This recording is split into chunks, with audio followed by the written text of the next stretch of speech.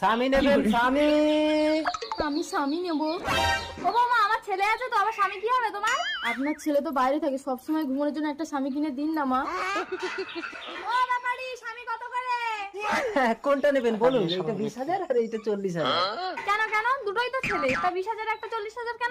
কারণ এটা অবিবাহিত আর এটা বিবাহিত। বিবাহিত ছেলের দাম বেশি? হ্যাঁ, কারণ অবিবাহিত ছেলেকে সবকিছু শিখিয়ে নিতে হবে, আর বিবাহিত ছেলে সব কাজ জানে, একে কিচ্ছু শেখাতে হবে না। মা, আমি এই স্বামীটা নেব।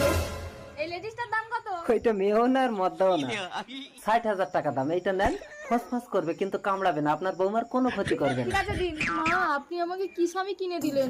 স্বামী নেবেন স্বামী। ও ব্যাপারি, এদিকে এসো তো।